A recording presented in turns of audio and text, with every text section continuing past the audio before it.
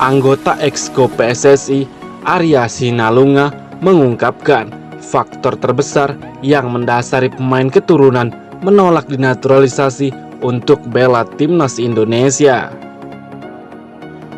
Tak bisa dipungkiri, pencapaian timnas Indonesia bisa lolos ke putaran ketiga kualifikasi Piala Dunia karena skuad Sintayong kini banyak dihuni pemain keturunan.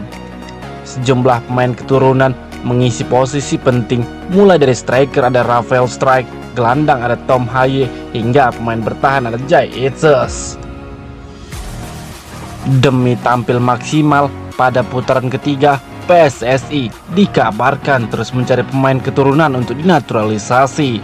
Namun, Arya Sinulunga mengatakan bahwa tidak sedikit pemain keturunan juga menolak dinaturalisasi untuk bela timnas Indonesia. Arya mengungkap kebanyakan pemain keturunan menolak lantaran mereka masih berada di usia emas, sehingga masih menaruh harapan untuk bermain di negara yang memiliki ranking di atas Indonesia. Pemain tersebut merasa bahwa dia masih mungkin main di timnasnya yang sekarang, negara asalnya. Biasanya itu, kata Arya di YouTube pribadinya, dilihat hari Sabtu 13 Juli. Arya memaklumi keputusan tersebut sebab hal itu sangat berkaitan dengan masa depan si pemain sebagai seorang pemain sepak bola profesional.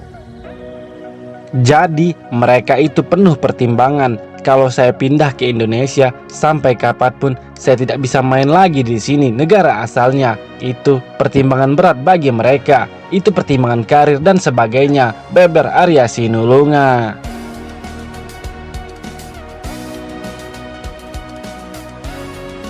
Mantan Jenderal Lapangan Tengah Belgia Radja Nainggolan mengungkapkan penyesalannya karena tidak bisa memperkuat timnas Indonesia di era sekarang. Sebagaimana yang kita ketahui, Radja Nainggolan merupakan salah satu pemain top Eropa yang pernah berkarir di Serie A Italia bersama Cagliari, AS Roma dan Inter Milan. Di tim nasional, Radja Nainggolan mencatatkan 30 caps bersama Belgia. Pemain kelahiran 4 Mei 1988 ini sudah membela Belgia sejak usia 16 tahun. Sosok yang kini berusia 35 tahun itu ternyata memiliki darah Indonesia dari sang ayah. Maka dari itu, bisa saja Radja Nainggolan membela timnas Indonesia. Namun, salah satu syarat untuk seorang pemain bisa dinaturalisasi adalah belum tampil lebih dari 3 kali bersama tim nasional lainnya. Radja Nainggolan sebenarnya sudah sempat ditawari PSSI untuk berseragam merah putih. Namun saat itu ia tidak melihat prospek yang bagus bersama timnas Indonesia. 18 tahun lalu ketika saya pertama kali bermain untuk Belgia, saya rasa Indonesia, federasi dan timnasnya belum ada di titik sampai saat ini, ungkap Radja Nainggolan di Jakarta. Pemain yang dijuluki ninja itu pun berandai-andai apabila saat itu timnas Indonesia sudah semenjanjikan ini, mungkin ia akan rela melepas Belgia. Jadi, kalau kita berandai-andai 18 tahun lalu seperti saat ini, semua hal bisa berubah. Ada banyak perubahan dan ini adalah hal positif untuk Indonesia, ucap Radja Nainggolan.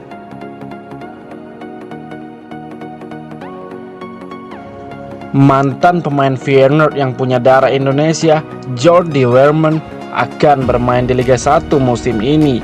Pemain berusia 25 tahun tersebut resmi bergabung dengan Madura United. Kepastian itu sudah diumumkan Madura United lewat akun Instagram pribadi mereka.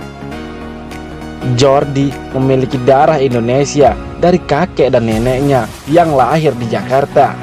Dia pun sempat ditawari untuk dinaturalisasi menjadi WNI guna memperkuat timnas Indonesia. Itu saat dirinya masih memperkuat FC Luzern pada 2021. Tapi saat itu Weerman justru menolaknya. Dia pun mengungkapkan alasannya karena ingin fokus mencari klub di Eropa, khususnya Belanda.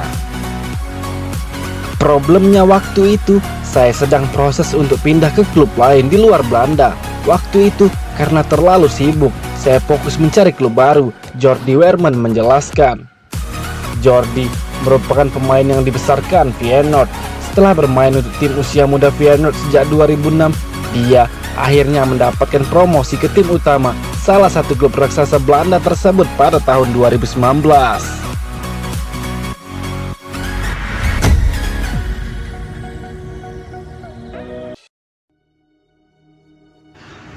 Pemain timnas Indonesia Tom Haye gabung klub raksasa Liga Belanda AS Alkmaar.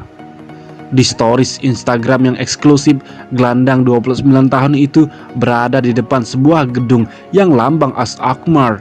Dalam unggahan itu, Tom Haye juga menulis kata work done, yang seakan-akan pemegang 4 caps bertaman timnas Indonesia itu baru saja menandatangani kontrak bersama kampiun Liga Belanda 2008 itu.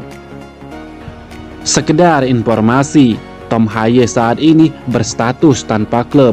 Ia belum lagi memilih klub setelah kontraknya bersama SC Heerenveen berakhir pada 31 Juni. Tom Haye sempat dikait-kaitkan dengan sejumlah klub seperti Parma maupun Como. Bahkan segelintir rumor muncul di Indonesia, yang mana dirinya dikaitkan dengan klub Liga 1 Persis Solo. Sekarang harapannya Tom Haye benar gabung AS Alkmaar. Musim lalu AS Alkmaar finish di posisi 4 Liga Belanda dan akan tampil di playoff Liga Eropa. Usut punya usut, Tom Haye juga pernah membela AS Alkmaar. Mantan pemain timnas Indonesia U17 itu merupakan pemain jebolan Akademi AS Alkmaar. Pelatih timnas Indonesia Sintayong pasti sumringah karena timnas Indonesia berpotensi diperkuat 3 penyerang keturunan tambahan di babak ketiga kualifikasi Piala Dunia. Sekedar diketahui, medio September hingga Juni 2025, timnas Indonesia akan tampil di babak ketiga kualifikasi Piala Dunia zona Asia. Timnas Indonesia tergabung di grup C bersama Jepang, Australia, Arab Saudi, China, dan Bahrain. Demi bersaing dengan negara-negara di atas, timnas Indonesia membutuhkan tenaga tambahan keturunan, khususnya di lini depan.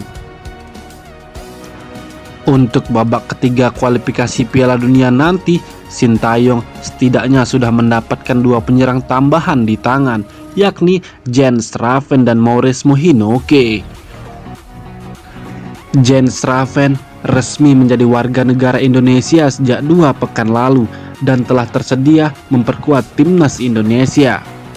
Penyerang FC Dordrecht U21 ini bahkan lebih dulu dijajal di timnas Indonesia U19 yang turun di Piala AFF U19 di Surabaya pada tanggal 17-29 Juli.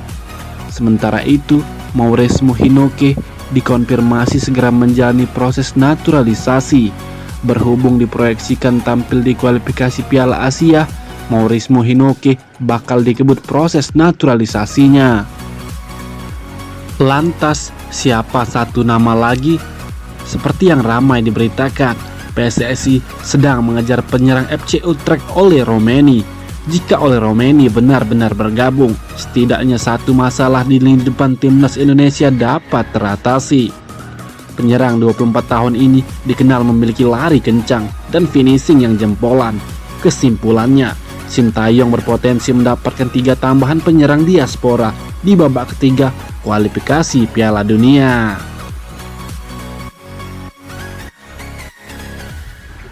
Pakar transfer pemain Eropa Fabrizio Romano menyebut kiper berkewarganegaraan Indonesia Martin Paes sudah terima pinangan Empoli. Namun, persetujuan itu baru secara pribadi, belum secara resmi dari klub. Sebagaimana yang kita ketahui, pemain berposisi sebagai kiper itu masih terikat kontrak dengan FC Dallas hingga 2025. Fabrizio Romano mengatakan penjajakan telah berlangsung antara Empoli dan FC Dallas. Hal itu untuk memboyong kiper tersebut dari Amerika Serikat ke Italia untuk musim ini. Empoli telah mengirimkan proposal resmi ke FC Dallas untuk Martin Paes Belanda, dilansir dari akun X Fabrizio Romano pada hari Sabtu. Fabrizio Romano mengatakan sejauh ini belum ada kesepakatan resmi antara kedua tim. Pasalnya FC Dallas yang masih mengikat Martin Paes memberikan beberapa penawaran dalam proses transfer tersebut. Negosiasi sedang berlangsung mengenai pinjaman dengan klausul pembelian wajib karena Dallas FC ingin pindah secara permanen, tulis Fabrizio Romano. Kendati demikian, Fabrizio Romano mengatakan Martin Paes secara pribadi sudah sepakat dengan penawaran dari Empoli. Jadi proses perpindahan kiper itu tinggal menunggu keputusan FC Dallas. Kini menarik menantikan kelanjutan karir Martin Paes. Sang kiper berusia 26 tahun itu sendiri diketahui sudah berkewarganegaraan Indonesia karena resmi dinaturalisasi pada 30 April 2024.